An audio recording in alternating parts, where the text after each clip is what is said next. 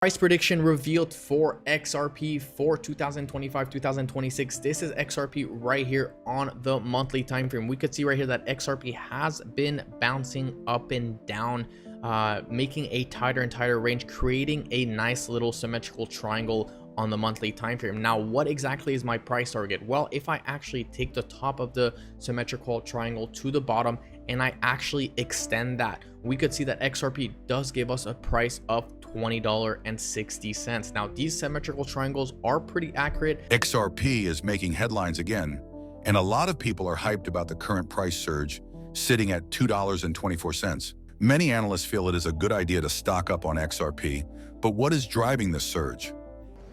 Look, I think we clearly are seeing ETFs have been popular. You know, the United States SEC was dragged kicking and screaming to approve the Bitcoin ETF in January. I think you've seen about $17 billion flow into that ETF. I think it's the fastest growing ETF in history. It's very clearly demonstrating there's demand from institutions, there's demand from retail to access this asset class. So the XRP interest has grown. You've seen 2 or 3 ETF filings happen around XRP. And to me, it's just inevitable. You're going to see not just Bitcoin and ETH, you're going to see an XRP ETF. You're starting to see there's a filing around a basket ETF that has, I think, 5 or 6 cryptos in it, which I think also makes a lot of sense. But it also is just part of the trend of more and more institutionalized participation in the crypto industry. So I think we're going to continue to see that. And I do think it creates upward pressure on the prices for many different cryptos, including XRP. XRP's adoption by central banks around the world is a big reason why it's grabbing attention. Its technology, especially when paired with stablecoins, could spark an industry-wide shift towards digital assets. Central banks are exploring digital currencies more than ever, and XRP is positioning itself to play a major role in that transition. For now, the US dollar dominates, both in the real world and in digital spaces like stablecoins. But that might not last forever. What really makes a currency powerful? Trust and usage. The more it's trusted, the more it's used, and the more it's used, the more trust it builds. This is why the dollar holds its place, backed by strong laws and a massive economy. But could XRP eventually be used in global trade or money transfers? It's possible. With central bank digital currencies, CBDCs, stablecoins, and tokenized assets gaining momentum, XRP could be part of a broader shift. Just imagine if the US tokenized all its cash, $2 trillion worth of it. Looking at other countries like China's yuan, it isn't really used for global trade. Many predict the US dollar will be around another decade plus as a reserve currency for the globe. If XRP becomes a bridge asset for global transfers, there is a chance to shift that. Where XRP really shines is that it can be used as a bridge currency for central banks, tokenizing assets, and facilitating transfers for pennies. Currently, no country is looking to mount a challenge to the dollar. The Russian ruble? Free falling.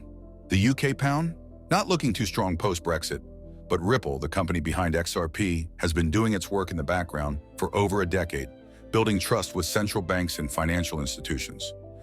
This technology is going to be very important. Look at it. We have been part of a huge revolution in investing through ETFs. We believe that ETFs will be changing the whole way we invest. Many people still use it as a means, well, people are investing it for indexing. No, the majority of people who are putting money in an ETFs are active investors that are buying exposure. The entire bond market is being transformed as we talk right now. I believe the next generation for markets, the next generation for securities will be tokenization of securities. And if we could have that distributed ledger that we know every beneficial owner, every beneficial seller, we all have our code of who's buying, who's selling, instantaneous settlement. And think about it, it changes the whole ecosystem. Ripple has its own multi-year legal battle with the US Securities and Exchange Commission. However, once that legal dispute is resolved in full, most likely by 2025, XRP will have all of the regulatory clarity it needs to grow. And RippleNet, their payment system, has already been embraced by banks around the world for fast, low-cost transactions. More and more applications involve cross-border payments on XRP. Scenarios abound on what kind of settlement asset can power a fully tokenized economy. It could be stablecoins, but that brings its risks. And then XRP might be the settlement tool in a system where central banks issue digital currencies. Wholesale CBDCs are for major purchases between banks, and retail CBDCs are for use by ordinary people for their consumption. XRP has been at the forefront of those developments, and its ledger is perfectly suited to the kind of instant, frictionless transfers the world's financial systems are moving toward. If central banks adopt this technology, XRP could be at the heart of the new digital financial infrastructure. So while the US dollar might reign supreme for a short while longer, XRP has at least set itself up as the pretender to the throne in the future of global finance. With the trust of central banks, financial institutions, and insiders, it's not too difficult to envision a future where XRP plays a significant role in settling global assets. XRP plays a key role as a liquidity asset, enabling efficient transactions across the XRP ledger. When significant value begins moving onto the XRP ledger in large volumes, this influx could drive XRP's price dramatically higher. If XRP becomes a central hub for global trade, its value might climb into the high 3 or even 4-digit range. This reflects the potential for XRP to act as a reserve currency in the digital economy. In May of 2023, Ripple announced a new venture in the realm of digital finance, the launch of a central bank digital currency platform. They're a platform, all right?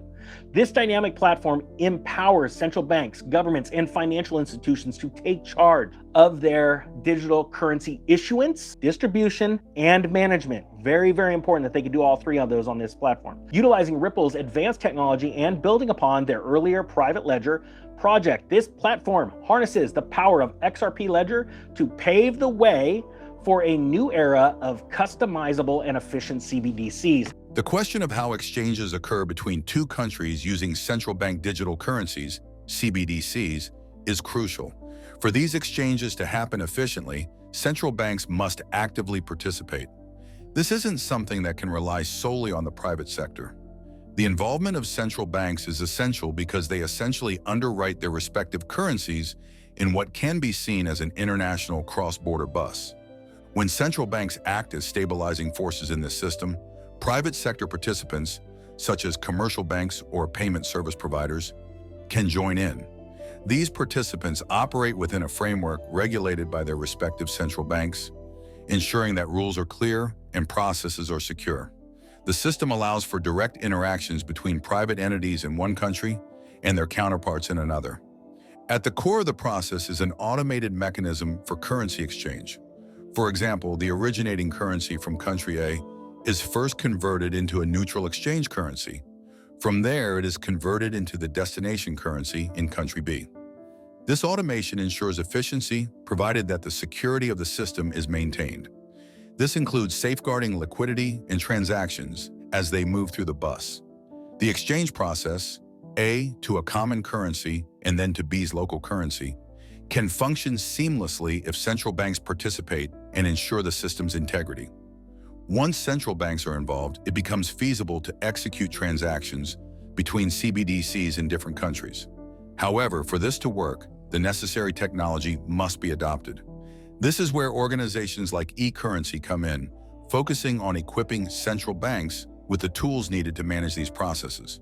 When central banks are technologically ready, private sector entities like commercial banks, electronic money operators, and payment service providers can operate on the system, enabling cross-border transactions at scale.